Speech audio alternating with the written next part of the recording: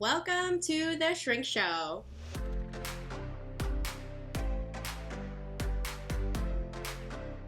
I also had a conversation recently with Juno, and I don't remember, I have to figure out what prompted it, but I told her about when I was in Romania when I was 18, and I was walking this little girl to school, and this guy just walked up and just grabbed my boob. Like, he literally was walking towards us,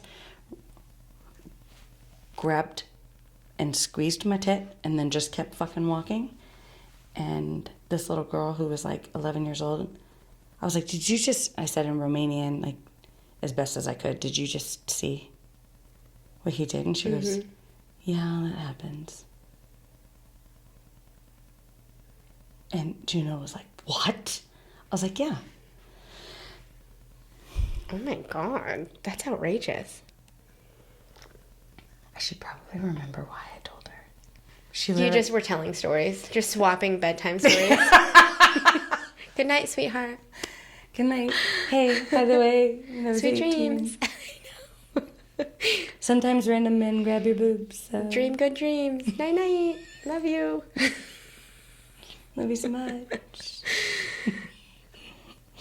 Oh, dream of men respecting you. Yeah. Okay, so which one? Yes, I could talk about either for a very long time. Okay, you decide, because I make too many decisions in a day. I think we equally make the same amount, so Bullshit. That's unfair. Okay, fine. Let's talk about sexual assault. That's a fun one. Ooh, yes. We had a listener recently recommend.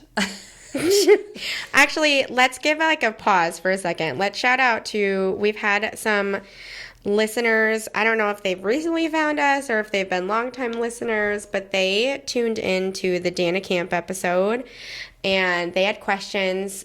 And I think we need to have Dana back on, basically, because they had questions about their soon to be changing their last name, and they can't decide if they should keep it what it is, or if they should change it. Like, what is the best life decision moving forward? Like, Who does do I that want to alter become? their life decision or their life path, or does it just like tweak it a little bit?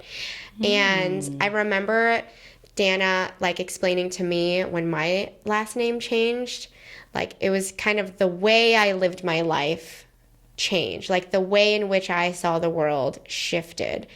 But I feel like you kind of got your shit together. I think her coming on the show, I think I probably became more uptight, if you ask my husband. I don't know. I feel like you became more less of an alcoholic, professional and business. But what's interesting about yours is it's like you grew up. Like, to me, it never felt like, if I didn't know anything about the numerology, it felt kind of like you grew up and just understood responsibility better and made... I stopped drinking. That probably helped. Well, you also stopped making poor life choices. That would help. But I think if we have Dana back on, we have a variety of questions like that, like how, and they also wanted just more of a clarification of like, what's the difference specifically between like a 1, a 2, a 3, like each of the numbers. So all good questions. Let's reach out to Dana and see if we can get her back on, because she's super fun. And we love her. And then we had someone, now that you are new and improved and unemployed, woo! We had somebody listening to that past episode where Angee had a mini meltdown and was in the middle of still working while trying to create a nonprofit, also write a book, also be a mom. And none of which I have even officially done as of yet. But you are I'm closer. Without job now. And yet still have not done. The clock in, clock out job. She has fine. jobs. They're all real. But it's just funny to see, like, to like think back to that episode and where things were and then look at, like, where things are today. So I wanted that comment to be said today. To, like, look at full circle. Like, hopefully that listener is catching up and listening to newer episodes. But I think they were, like, binge listening. Yeah, and I do appreciate I do very much appreciate that because it reminds me of why I made the decisions that I've made and how much better I feel now, even though there's so many uncertainties and so many moments of rest. I feel so much more level-headed and so much more relaxed.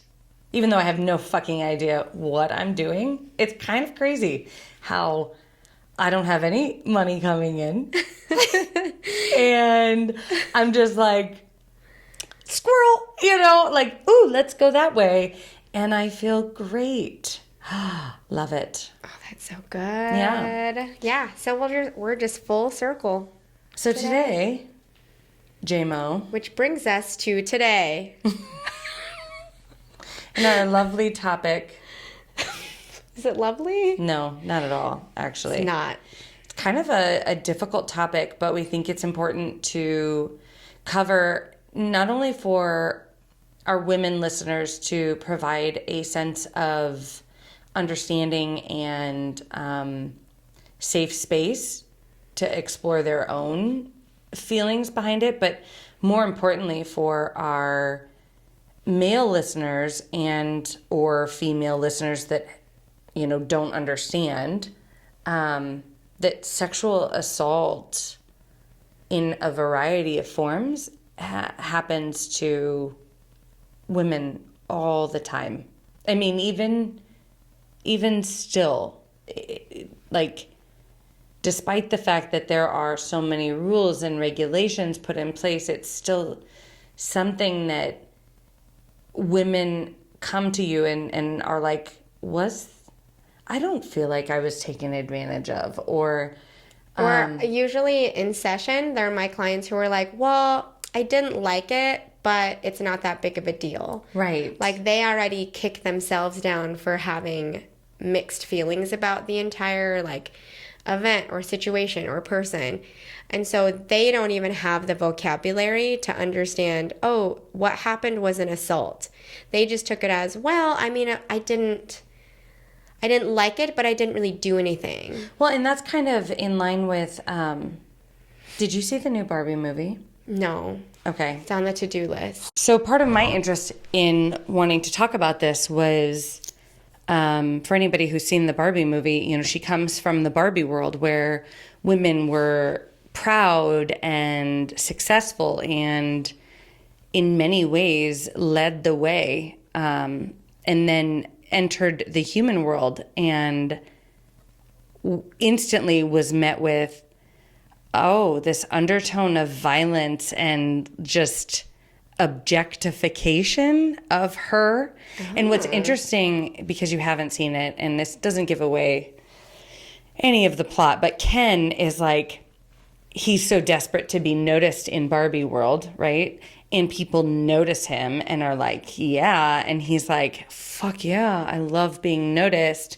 And I don't sense an undertone of violence at all. And she's like, mine very much has an undertone of violence and I don't like it. Oh, and it's interesting. It is interesting because it is that way. And it's like, it's this vulnerability of, like she walked to a construction, she goes, she wanted to go up to a construction site and she goes, let's go to the construction site because we need some of that good, strong female energy. Oh my God. It was all these men. Yeah. That then we're like, woo, sexy lady. Catcalling. Which is funny, not funny. Not funny, haha, funny. But funny because that's happened to me. Oh, yeah. I'm sure it's happened constantly to you. Yeah. I mean, not now because I'm older, but in your younger years, like it's this, and it's this weird mix of like, should I be flattered? Should I be offended? Like, well, and I think you also get mixed messages like that who are like, well, you should just be happy that they're doing that and nothing else. Right. Or just ignore it. It's not that big of a deal.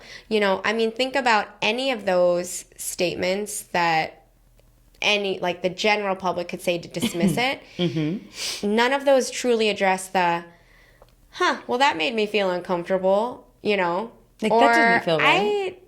don't know these people. I'm just trying to walk to this place or get to this thing. And just that unwanted attention. And no one ever discussed the respect or disrespect behind it, at least in my world. No one in my world either. It was this, like, for me at least, the flattery was, I didn't have men telling me that I was beautiful. Because if you look at the way men interact with each other, they are not as often are they going to walk up to a stranger, strange man, strange woman, doesn't matter, and be like, man, I really like that dress. That looks really nice on you.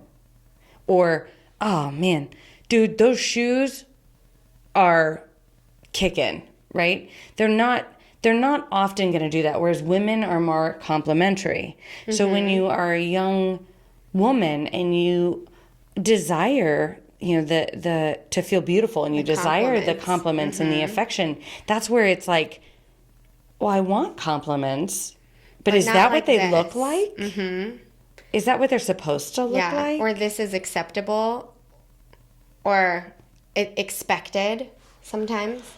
Right. And like it just becomes, that's just it. I mean, shit, our president 8 years ago said, just grab a woman by the pussy, and that was like... And that's locker room talk, though. That's different. Right. And that was like, there were not enough men outraged at that statement, and it disgusted me. And around the same time, it was... Well, a woman shouldn't get pregnant when she's raped. Can't her body just shut down?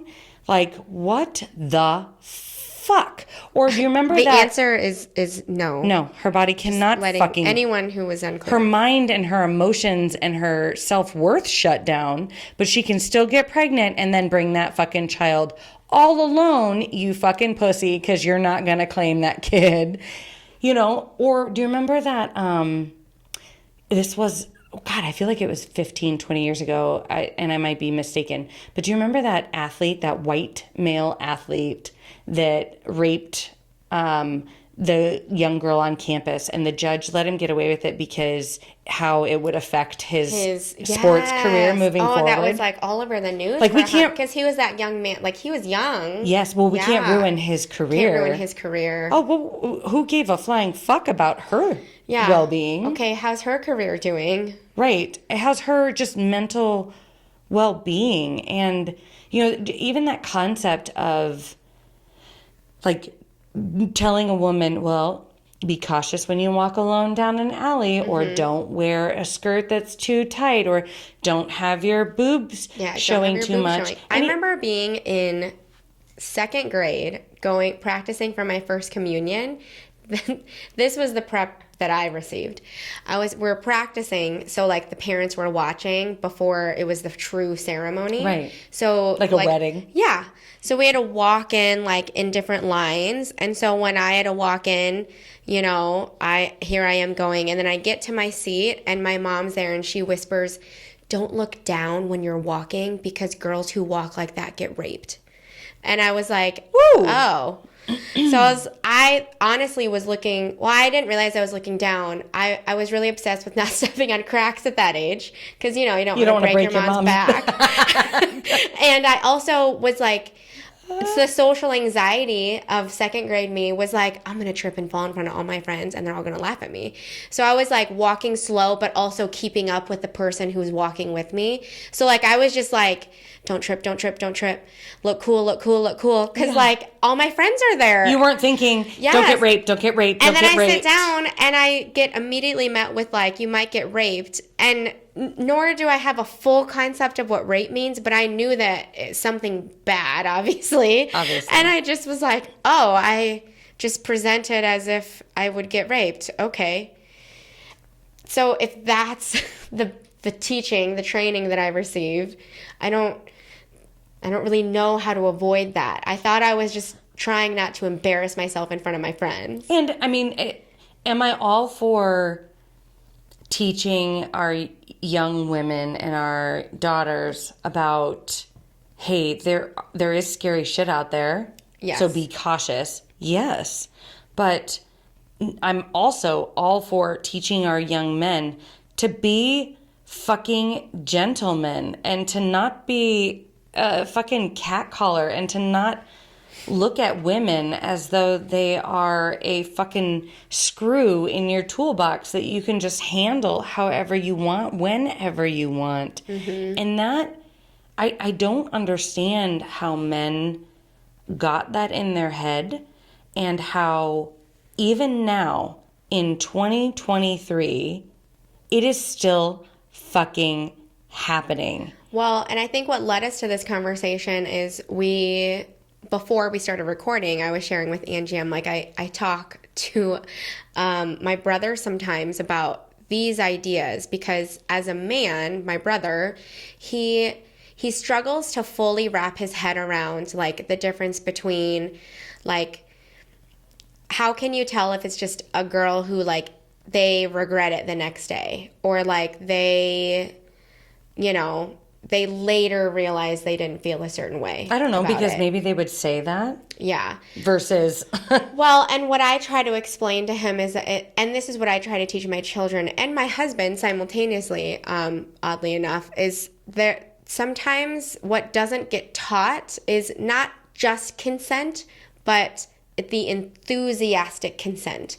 So, because I think consent gets mixed up with like, well, you need to hear a yes or a no, but like it's confusing if you don't hear anything, And so I'm like, okay, well, like, did they seem excited about it? Or did they seem like kind of like, like they never actually said no, but their body language was saying no. Right, and I'm sorry, how many people are so great at being assertive and at saying, I don't like that, please don't do that. Right. Like, just with life in general, Right. people don't want to hurt each other's feelings. Yeah. And unfortunately, that crosses over when it comes to sex and consent. Yeah. And all of those things, especially when you are a young teenage girl trying to figure out yourself. Right. You have this boy that likes you and you're like, oh, he likes me, I don't want him to break up with me. Attention. Yeah. And I don't want him to fucking bash my name, which is exactly what, oh, she's a fucking prude, she's blah, blah, blah, which is... Or the opposite, people... She's a slut, she like fucking did whatever. Like I still did whatever, even though nothing happened. Like that's happened before.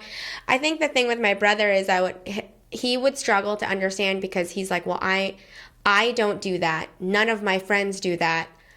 It's very much a struggle for him to understand these arguments where women are like, but this does happen, but this has happened to me. I've had this experience.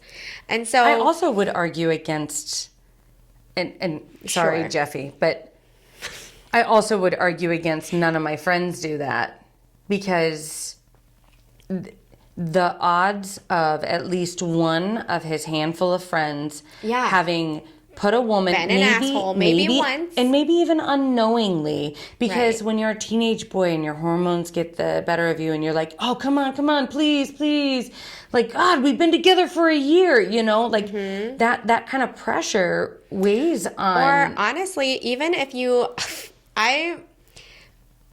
people somehow associated have shared they're married and they will, the spouse will just say, just get it over quickly. And I'm like, that's not an enthusiastic yes. No, that's And not so okay.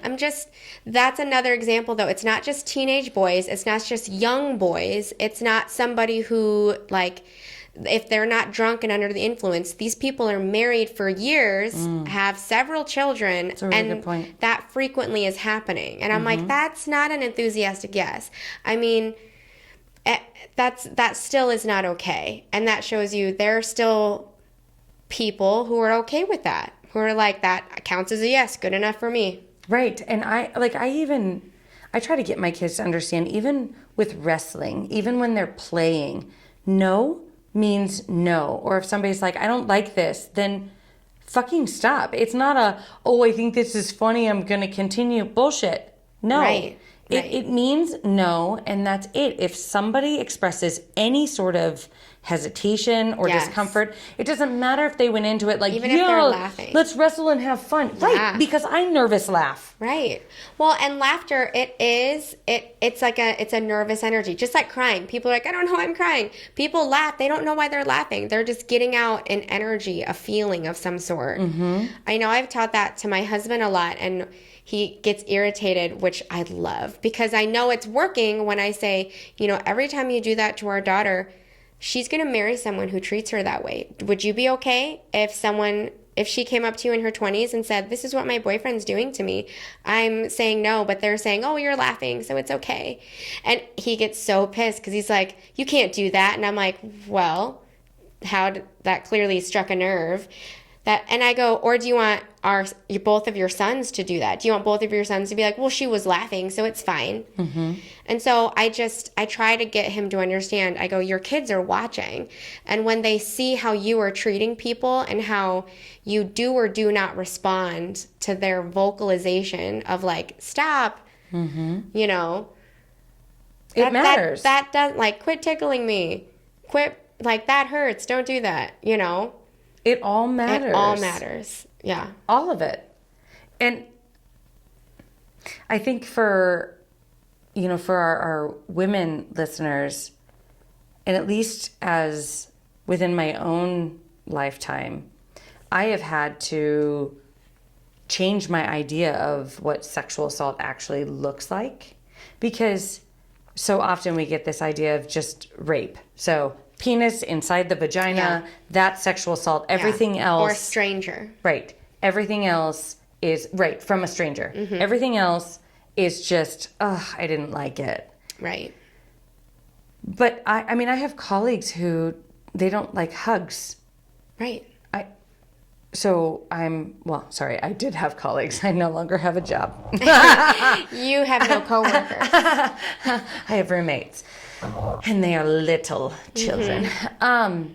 No, but, does that give me a right to go up and give them a hug, a huge frontal bear hug every day? Because I want a hug? Right. I mean, if you think about it from that perspective, mm-hmm. I want a hug, give me a hug.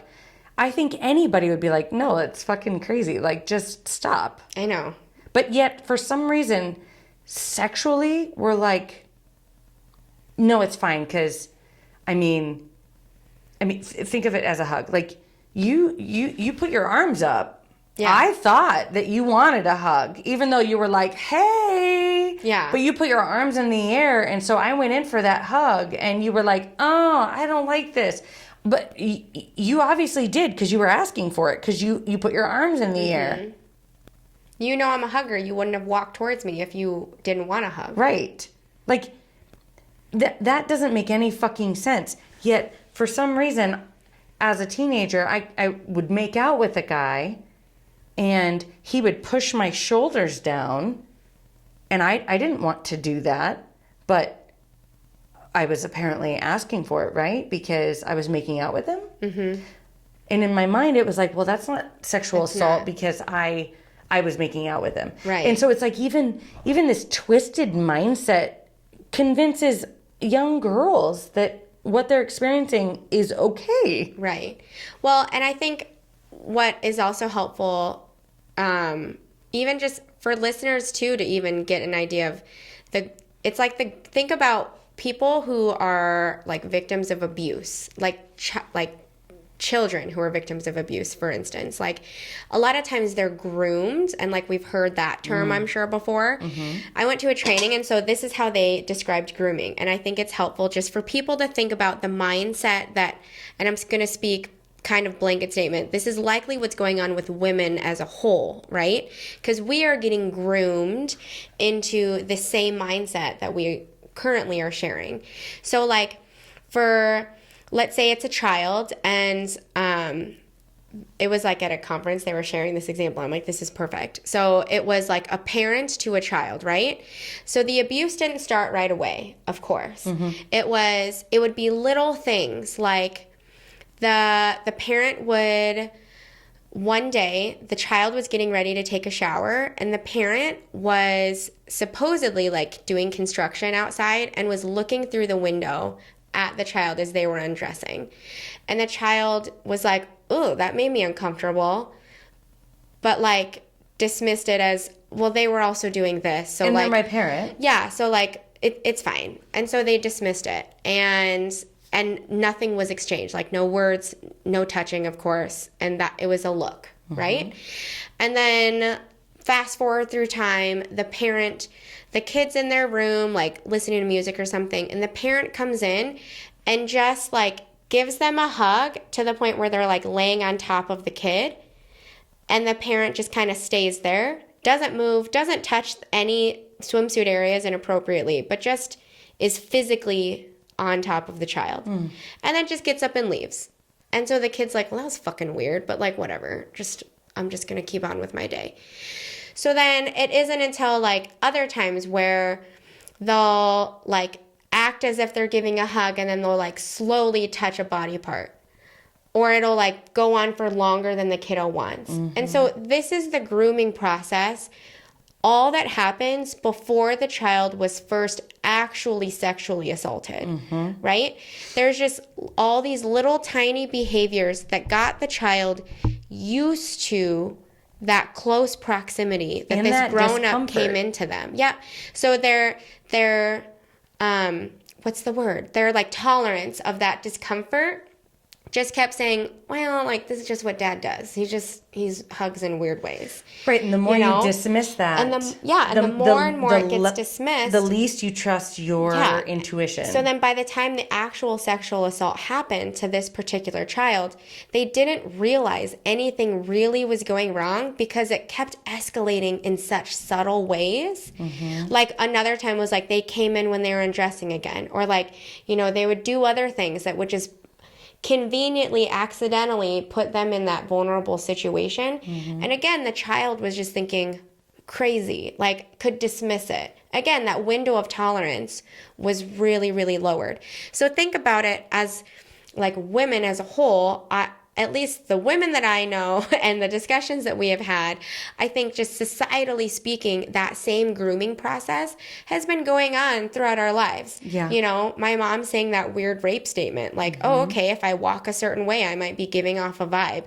I don't really know what that vibe is, but apparently it's there, right? Right. Like it's subtle, but it's there. I have no idea where I heard the don't dress slutty or don't dress inappropriate or you're asking for it. But somewhere along the way, I heard that. I feel like that. I remember that Maybe a getting PSA internalized even. I in don't like know. the school dress codes. Like, oh, well, girls can't show their shoulders. Needs to be 3 fingers wide. You can't show Our your sleeves. stomach. You need to have fingertips. But the boys had no dress code. Right, because the girls, it was always, Right. well, It's too much you're of a making the boys distraction. uncomfortable. And then that was always... Like, I'm sorry, fucking control your men. Well, and me being, I know as a, just not a child, but as myself, I naturally am always like, I never want to make anyone feel uncomfortable. Exactly. So when I read that as a child who didn't critically think quite yet, because I was still doing what I was told because I'm a middle school child, Right. I would think, oh God, I would never want to like impede on a friend's learning ability. But like think about again that subtle grooming that's doing. Like what is that internalized belief that I'm getting? Because okay, that was just the same as that parent peeking through the window. It never just became very subtle about what I felt made me beautiful. And even now, I mean, I'm almost 42 years old, and shoving my cleavage up and wearing like a dress that really accentuates my large rack, it makes me uncomfortable because I'm like, oh, I feel like I look slutty. Like that's the first thought that comes into my brain. And that's not me. That is an indoctrination. That is a, you know, it's a conclusion that you've drawn from your lived experiences. Well, and it's also yes, and it's also a if my boob's out there, am I prepared to have several uncomfortable advances from men, whether I like them or not. Right. And it doesn't matter if I'm like, yeah, not in the mood. So I have to then say, not in the mood. and then it makes me feel like an asshole if they're like, well, fuck you. Or I have to say, not in the mood. And then you continue to push and push and push and push to the point that I now have to leave the bar. Or I have to just kind of be that awkward friendly, read the fucking room, fellas, awkward friendly, go back to hang out with my gals. And then you think, well, I obviously want something. Just let me have my fucking rack out. If I'm interested, I'll come to you. You know, like it will be very clear. Yeah. Like I don't need a guy to point out my rack. Now, as a woman, I will notice a woman with a beautiful rack and I'll be like, yes. Look at her rack looks amazing. I'm pretty sure on our promo, I'm like, your rack looks amazing. But that's where it stands and that's where I leave it. Like, you look fucking gorgeous. Right. And look at you standing proud in your body and I'm proud of you. Like, right. You look fantastic. I don't want to take it any farther. Why can't men do that? Why can't it be wow, that woman looks very, very proud of herself. You know, or she looks like she's confident in her body. Or, man, she really has great breasts. Okay. Leave it there. Just fucking leave it there. I think even if a man were saying that in a complimentary way, it still gets taken as like... Not to a woman. Yeah. No, think the thought. Yeah. If you want to think the thought, think it. Think it in your head. Don't say it out loud. Because as a woman, I can look at a man's body and be like, damn, like he really works out, right? But I'm not necessarily... You'll say it in your head. I will say it in my head, and I'm not Right. necessarily... I mean, there are women that do that, but I'm not necessarily... That's not an invitation for me to go touch his fucking abs and caress his body and then fucking, like, squeeze his butt and then go and, you know, like, touch his penis in the bathroom. Like, do you see Right. how that doesn't make any fucking logical sense? Right. And yet, that is what happens to women. I'll give you another example. I have several people that Like recent examples. well, several people that I know that are transgender female to male.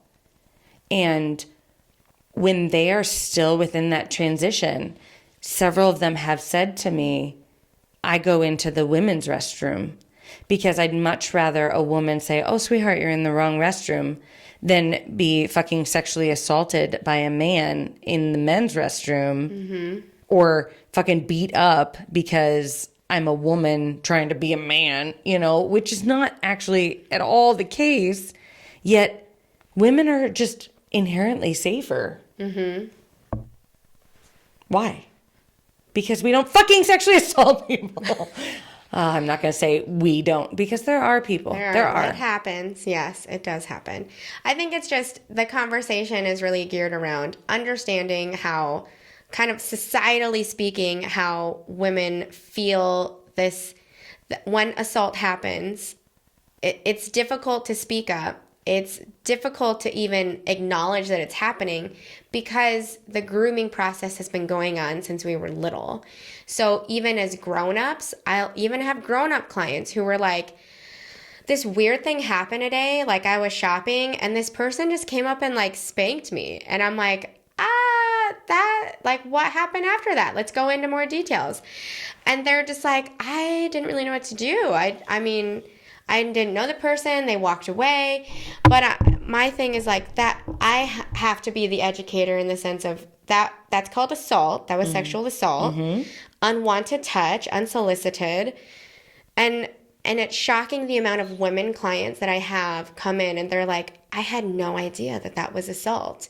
You know, I had no idea. They knew they felt uncomfortable. They knew they never told anybody else except for me. Because I have a questionnaire that I'll go through with everyone to talk about different types of like abuse, neglect, or assault that you've endured. And we'll go through the examples. And they'll be like, well, I don't know if this one counts. And it's so interesting when I'm like, that's how we've been groomed. Like, we don't even know what counts. We don't even know what's real and what's not real. We know the uncomfortable feeling enough to check the box, but we have to run the story by a friend to make sure the terminology fits. Right. Right? Rather than owning it and saying, nope, no means no. I was uncomfortable, and that's it. Whether I was married or not. Yeah. I mean, my grandma was literally raped by her husband several times, whether she wanted it or not. I mean, it was rape. I was 18 in Romania and had this I was walking an 11-year-old to school and had this strange Romanian guy. It was this huge fucking road. We're walking in the middle of the road. And this guy starts like veering towards us. And of course, I don't want to assume that people are bad if they're not bad. I mean, Yeah. There were no inherent threats that right. you could see. Like, I mean, I feel like people unfortunately misjudge people all the time. Like the homeless person on the corner, they're like, ooh, creepy, I don't want to talk to them. And they're the coolest person on the planet, you know? Like, so I don't want to assume the worst. And he just starts veering towards me and just as we're passing each other, just reaches his left hand up, grabs my left breast, and just continues walking. And I say to this little girl, I'm like, whoa, did you just see that? And she's like, yeah, it's okay. I mean, that happens. I mean, even in Romania, Yeah, 23 they're so years groomed. ago, Yeah. an That 11-year-old just girl was like, yep, just happens. And that's what we have to get away from. So how, in your opinion, like what is a way as parents, as educators, as, you know, just fucking Just women. citizens, Yeah. women and men, like what can the women do to better the next generation's journey? What can the men do to better the next generation's journey? Yeah. What's your opinion? Well, Of course, I have all the opinions. for each category, I feel like I know I asked several questions. I know. in one. I'm like, well, there's a lot of categories. I think, well, there's so many different things. I think, again, before we were recording, I was saying things like, you know, when the Me Too movement first started, I was like, well, what's the fucking point? I go, literally every woman is Me Too. So, like, it's kind of dumb. Because I'm like, just assume every woman. That's easy. Like, done. Like, Me Too movement's done because in my head I'm like I don't know who hasn't. Now it doesn't mean that like there may be people, I don't know them. I've never met a woman who hasn't experienced sexual assault and or rape. Agree. But I was like, well, in my circle of women, I'm just going to say everyone has. And I'm sure there are also men too because the Me Too movement, like, you know, they're included too. But I just was like, what's the point? And then Angee, you were like, the point was people are fucking talking about it. And I was like, I mean, I get it. But I was like, but what's the next step? Like, what do we do with this conversation now? Like, how do we stop the grooming process of society? Just saying, well, it just happens. Like, just expect it, you know, or don't walk a certain way, dress a certain way, be a certain way. And I mean, honestly, I think a lot of what the younger generation is doing with how they... God damn, do you see how they dress? They were not given a dress code that I was given. No. And their body positivity is out the window. Like it is beautiful I and inspiring. envy it in so many ways. Yeah. And I try to like learn from them in so many Right. ways. I'm like, fuck, yes, get it, girl. Yes. But I feel like that's that energy, the enthusiasm of like just women being comfortable in their bodies. That tells me their parents must be on some level teaching them to be grateful and thankful for their bodies, not goal oriented to be stick thin. You know, because that's what I remember our childhood entailing was, you know, these celebrities that were like 90 pounds. Vomit in the shower. Yeah. So I think, you know, as a society though, it's just like allowing the dialogue to happen, even if you don't quite fully understand it. People like my brother. And it's like, understand that the dialogue is happening, maybe not for you, maybe just for you to be aware that it happens, because no one's telling anybody you are the problem or you are doing this. We're not saying men as a whole. We're just saying if you are not a participant in it, then just be educated in what does happen. Just And be aware. Trust Yeah. that it happens. That's all. And then when you're aware that it happens, think about how are you, with this mindset that it does happen, it exists somewhere, going to like talk to your children or talk to other people, you know? Because I think I definitely have started at a young age with all my kids talking about consent. And I don't really remember any conversation about consent. I asked my brother too, I was like, did you ever? And he's like, no. He's like, you just know. Do you though? And and that's when I said, well, perhaps you did. And I'm not saying you don't and you didn't do a great job and you aren't doing a great job with consent. I'm letting you know that I happened to meet several boys and men who didn't know what consent was. And so I'm just letting you know people need to be taught. Well, and I think too, it's about not being an innocent bystander. And especially for, and I'm sorry, white men, I'm going to use you as my example. Sorry. But my husband is a white man, and I'm extremely proud of how he approaches racism, how he approaches sexism. He only has to see one of his black friends be, discriminated against, and racism exists. That's it. He doesn't need proof from he doesn't have to go talk to every goddamn black man he's ever met or black woman he's ever met to know that racism exists. Right. Because he's seen it firsthand. And I mean, I can guarantee you, men, you have seen a woman taken advantage of or made uncomfortable. That's it. At some point in your life, whether you were 12, whether you were 18, whether you were 25, and you're like, oh, that's just Carl. No, that's not just Carl. Fuck Carl. If there's no enthusiastic yes, then intervene. Step Exactly. in. Be the person who says, hey, I saw that. Stop doing that. Leave them alone. Exactly, because a lot of these young women don't have that person in their life that's saying, that's not okay. And just by intervening and saying, nope, unacceptable, that shouldn't happen, she doesn't need that, back away, drunk Carl, you then gave her permission to stand a little bit taller. You gave her permission to recognize that, oh, my gut told me that that wasn't okay. And then that man came over and said that that wasn't okay. That wasn't okay. Right. And so the next time she's presented with that situation, if that man doesn't exist, she at least can stand and remember that moment and be like, no, this isn't okay. I don't deserve to be talked to like this. Right. My gut with these guys, woo woo, when I walk by at the construction site, my gut's saying, oh, that's not right. Or that kid whose dad is looking at her through the bathroom window, oh, okay, that isn't okay. Like, stand up. And white men have, unfortunately, still the most power of any other person. So stand strong and say, no, it's not okay. Stand up for your women, whether they're yours or not. And yeah, I mean, imagine they're your daughters. Imagine they're your mother. Imagine they're your aunt. I don't give a fuck. Imagine they're your wife, whoever the fuck they are that makes you be like, nope, it is not okay. And I don't give a shit if they have if they have pasties on their nipples and a thin fucking bikini, if they are in a strip club and they are stripping, no still means fucking no. That is it. Yeah.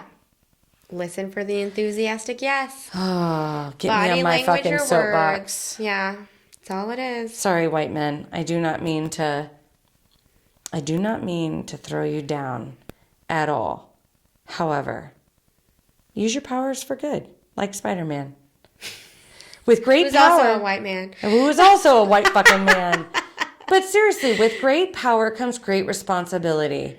And teach your daughters, teach your neighbors, teach the people that you work with, and pay attention and look for it. Yeah. I had a coworker who, it was really fucking, and this is in a social services environment. This is a helping profession. Mm-hmm. And like a social work profession. He would constantly demean, constantly sexually make advances or say statements, even unhooked one of my other coworkers' bras at one point as a joke, right? Ha ha ha. Yeah, that's fucking funny. And when I would call him out on it, he'd be like, why? I'm just appreciating her beauty. No, you aren't. You are objectifying her and I can feel it and I don't like it. Well, it's not for you to decide. If I just appreciate the female form or females, I'm allowed to do that. No, you're not allowed to walk around grab women by their pussies. He said that? He did. And in fact, I worked for 2 years How? to get him fired. Well, come to find out, he had an affair with one of my other colleagues. And so I worked to empower her, to give her a voice, because that was the only way I could get him out. Because the other stuff, it's like well, that's just Carl type thing, you know? Jesus Christ. And it's men constantly dismiss it and shove it under the rug because... well, that's just the Mad Men thing, or that's just it's just what we do. Yeah. No, you have to stand up. And that's why I feel like the next step in the Me Too movement, it's on you, fellas. The ball is in your court. It is in your court to say enough is enough. And we are not going to stand for this. Just like with racism, the ball is in white people's court to stand up and be like, no, enough is enough. This is unacceptable. If you are in a position of privilege, fucking recognize it, own it, and then do something about it. Mm-hmm. That's it. Enough is fucking enough. Not okay. I mean, and this was within the last, I don't want it to. It was recent. Within the last 15 years, mm-hmm. 15, 20 years. And that is ridiculous. Yeah. It's like, we're so much more enlightened than that. Mm-hmm. And yet this person got to just leave their job and go get another job in another helping agency. Mm-hmm. Why? Did they learn? Did they have to go to rehab? Yeah. Sexual assault rehab? How to fucking treat another human rehab? Yeah. Be a decent human classes. And I mean, your example of, somebody at the grocery store just grabbing. That was recent. I know. That means that it's still happening. Yeah. And women are the ones that are talking out. And the problem is, women are also the ones being dismissed by men. Yeah. And the ages of which my clients that are coming in telling me these stories, like that shopping incident, they literally range from teenagers all the way into their 50s. Just to be clear. So we're not saying it's just teenage boys that are doing this. Right. Grown-ass men. This is still happening regardless of age. Again. But again, that grooming process of I'm not quite sure. It just was uncomfortable. Well, Something questionable happened. And that's what I teach my kids. I go, listen to your body. Does that feel good in your body? So when they get dressed, I'm like, does that feel good on your body? Do you feel pretty in that? Do you feel comfortable in that? That's how I phrase things. I'm like, does that feel good on your body? Or if they're being really clingy and I'm hating my life, I'll be like, this doesn't feel good on my body. My body doesn't feel good when you keep touching me this way. I need you to stop. That's what I'll say. And that's my way of letting them know, I'm allowed to say no. You're allowed to say no. Mm-hmm. And I'm going to let you know it's because this is the wording that I'm going to start using. I love that. So then they can start I just say, get off me. Get the fuck off me, you dick. Get off me. I'm suffocating. I can't breathe. But I'm like, that doesn't feel good on my body. But I want them to understand, they probably have that feeling. They just don't have the words. And so it's just teaching the words. I love that. That doesn't feel good on my body. And also giving people permission. And that's what I feel like the Me Too movement did, was it gave women permission to look at their own experiences and say, okay, yeah, that was sexual assault.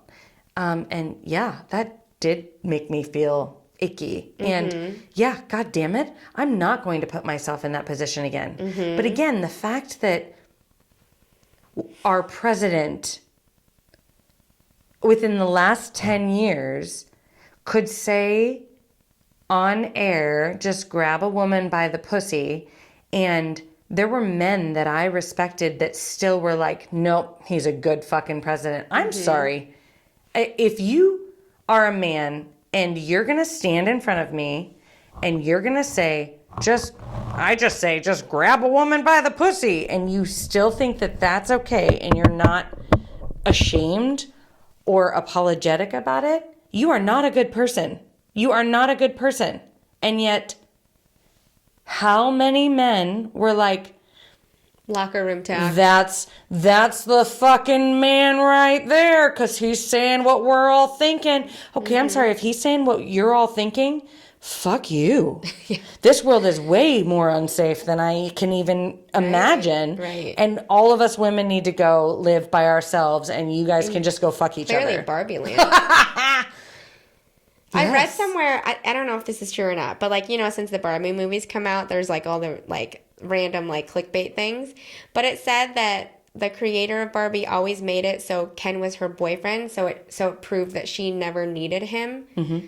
And I was like, if that's true, that's fucking amazing. Which is why Ken... Like, she never needed him because she had all of the jobs. She had everything she needed. She had everything. He was the side piece. He and was I'm like, the side piece. Holy shit. And I'm like, was Barbie like way ahead of her time, but like we didn't realize it? She was, but that's why I love that movie so much, because I mean, Margot she Robbie's thought really that pretty, everything... so I want to see it for that reason. She thought that everything was solved. Like, Yeah. the feminine identity, and because a girl could grow up understanding that she can be whatever she wants, and that Ken is just, you know, He's there. right.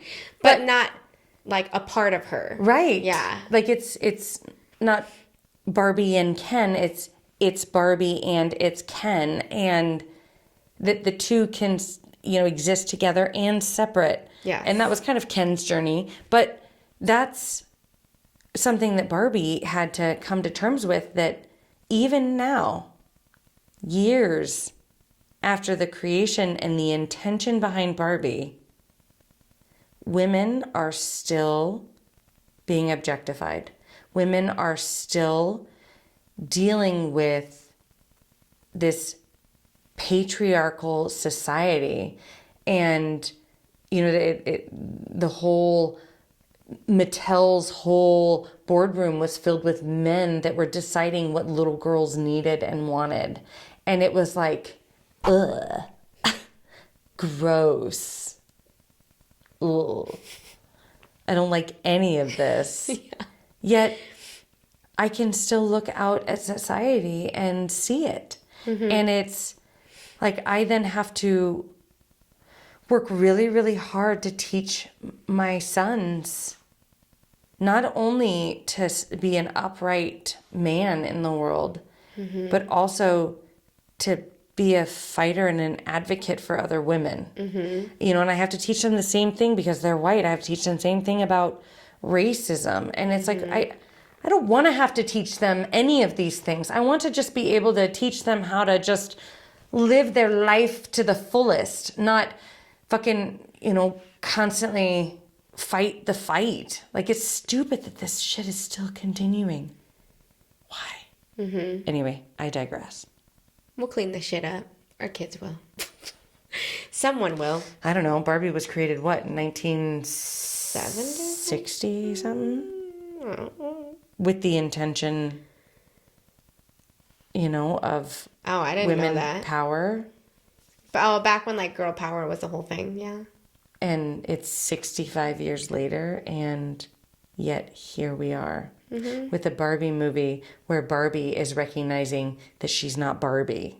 She's still dealing with the same shit that she was created to get rid of. I obviously need to see this movie. I will go with you and watch it a third time because I'm not going to lie. Jesus Christ. I told my husband the other day, is the Barbie movie streaming somewhere? Because I just want to watch it. I went the first time with my 7-year-old. But we haven't seen a movie in a theater in like Go on a 900 Tuesday. years. It's cheaper. I'll take you. Okay. I'll fucking pay for your goddamn movie. And guess what? Because you know I wouldn't pay for that shit. I'll buy you a $2.50 hot dog.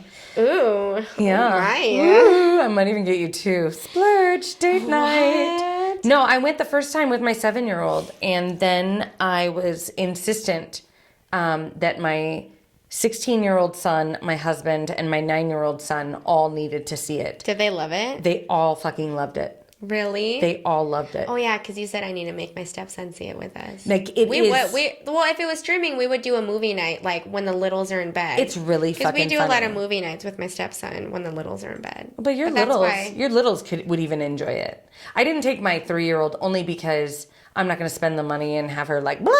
But I think she would totally sit and enjoy it. Obviously, she's not going to understand. Yeah. And my kids didn't necessarily understand the experience that I went through, but I'm not gonna lie, I fucking sobbed both times. I cry at movies all the time. My husband and stepson make fun of me. I think you and I need a Tuesday date night. Yeah. Or date day.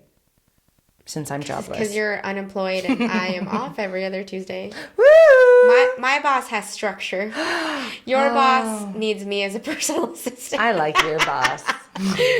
She's great. Your boss has her shit together. I've also been working for myself for 3 years now, So proud of you. 3.5 years. Holy shit. Look at you're fucking doing what Barbie intended you to do. Living in your power. Anyway, so young women out there, understand that if something makes you uncomfortable, if you've said no with your eyes, with your body, with whatever, or even just it's not an enthusiastic yes, then it isn't okay. And speak up. And men... Tell your therapist. Exactly. And men, please start paying attention to every woman, especially when you are out at night in public, and not in a creepy fucking way. Don't be like, woo! But pay attention. Don't make this weird. Pay attention to, a woman when she seems to be uncomfortable and fucking Carl is going up to her and telling her how much, she just needs to be with him, or he wants to buy her a shot or whatever. Smile.